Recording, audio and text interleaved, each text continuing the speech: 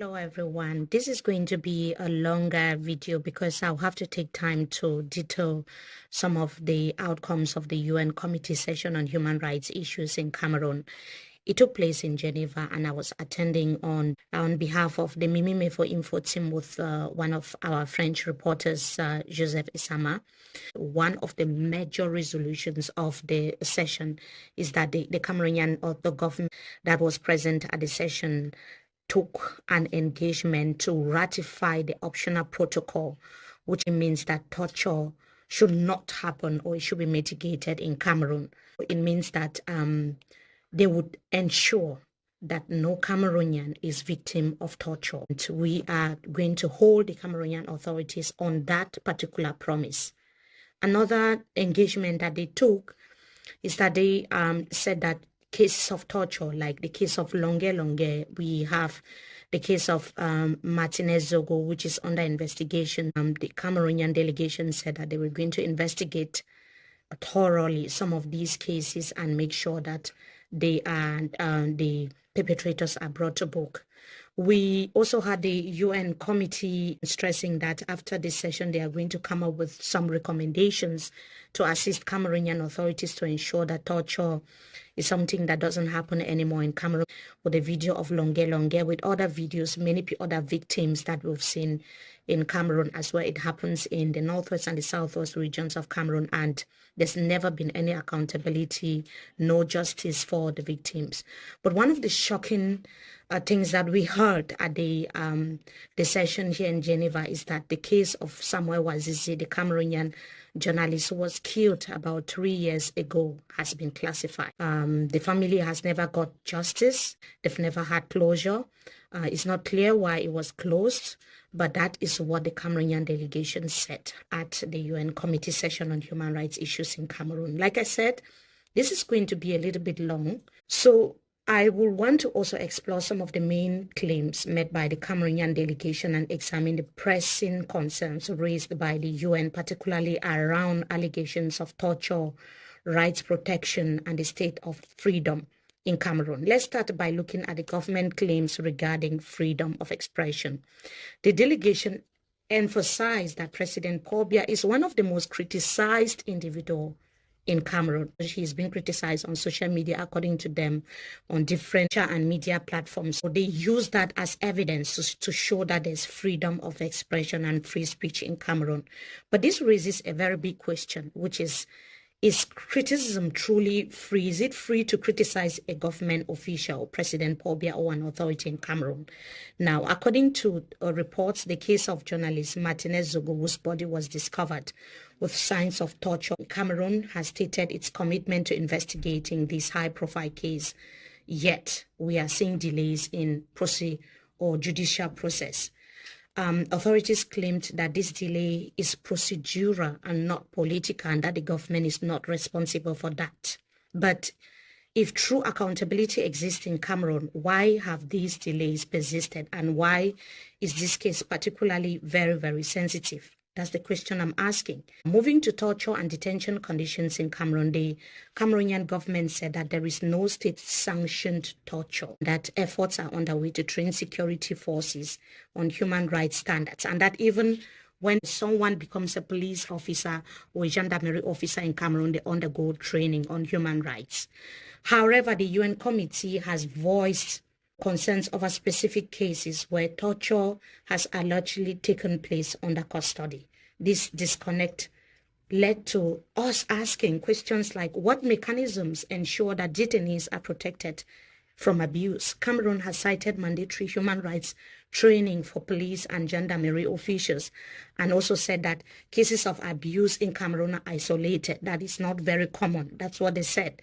Yet, with 179 human rights complaints in just the past 2 years, including many connected to detention and police brutality, there's clear reason that for people to worry. There's clear evidence that people should be worried about this. Regarding prison conditions, Cameroon asserts it's supporting inmates with medical care, a prison pharmacy, even a laboratory. That in prisons in Cameroon, there is a pharmacy, there's a laboratory, and the prisoners constantly go through checks so that they can be able to prevent violence. Now, the government has even allocated a substantial budget for prison care since 2018. However, only 49% of detainees in Cameroon are tried, leaving thousands awaiting justice with so many detention centers in Cameroon overcrowded. They even said that they have rehabilitated some prisons or detention centers in Cameroon. Now, if health and safety are priorities, how does Cameroon explain overcrowding and the reported mixing of juveniles with adult prisoners? The government also admitted that infrastructure is limited and in such cases, juveniles are kept with the police in non-prison settings. Like sometimes they say when you go to prisons and you see the police station and you see children behind the counter with the police, they don't want to mix them up with adults. But shouldn't a system aimed at protecting human rights ensure adequate and separate facilities for children and also adults? Another major topic was gender-based violence, GBV. The government said that they are working towards reducing gender-based violence by 50% by 2026 and is setting up shelters and rehabilitation centers for survivors as well. Now, the UN has expressed support for this initiative, but also pointed out that gender-based violence cases in Cameroon remain very, very alarmingly high. This begs the question, with progress underway, what can be done now to improve protections and provide justice for survivors? The government has promised to strengthen legislation soon, but many wonder why it has taken so long to criminalize domestic violence effectively in Cameroon. Now, in terms of protection of vulnerable people, those were some of the things that were also discussed. They talked about protecting refugees, and the government delegation that was there was saying that Cameroonian citizens have equal opportunities, access to education, access to health care, just like refugees, that they treat refugees equally with Cameroonian citizens. They also mentioned the Anglophone crisis.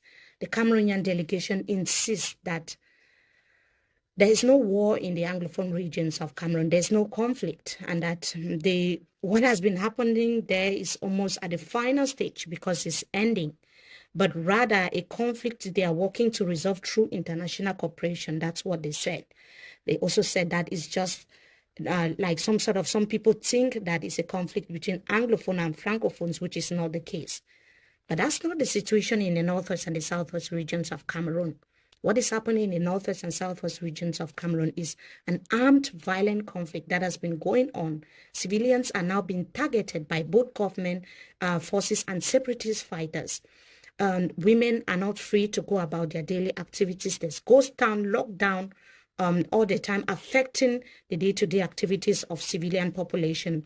Like I said, we'll find time to talk a little bit more about this. So I'm just rushing through some of the resolutions or some of the things that were discussed. So how then does Cameroon justify its claims that it is a peaceful, unified state when the Anglophone regions continue to experience displacement and unrest? Because we could hear the ambassador, the permanent Cameroonian ambassador to the United Nations there, making political speeches when people were talking about the human rights situation in Cameroon. He was being more political than addressing some of the issues that were raised. There were also reports of mass grave, and we had UN rapporteurs like Contes, who was very, very particular about the cases of mass grave, that the Cameroonian authorities were not ready to respond to his questions, and they said that those were simply unfounded claims. But we know that MMI and other media houses have reported about incidents of mass graves in Cameroon.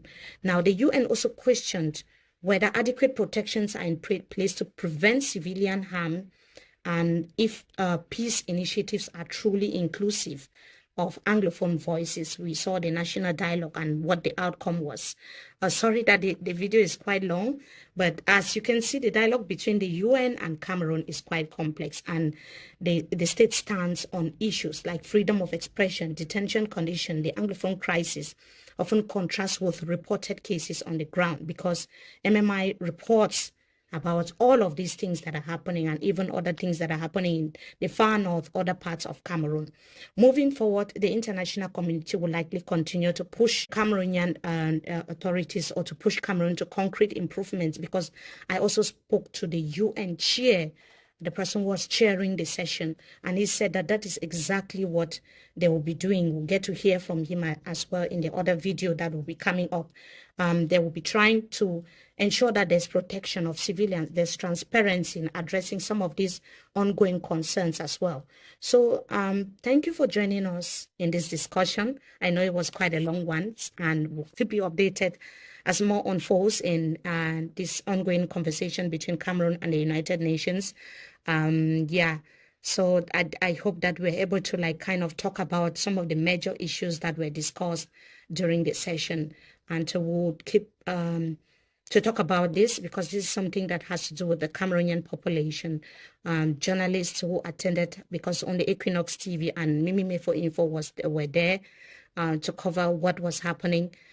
So yeah, thank you for watching and stay blessed. Goodbye.